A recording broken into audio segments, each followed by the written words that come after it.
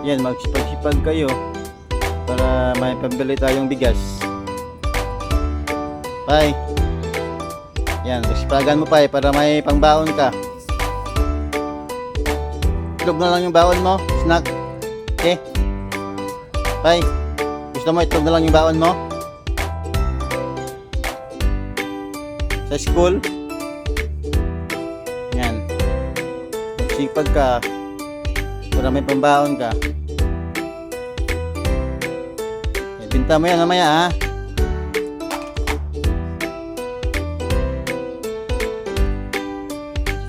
Only boiled egg.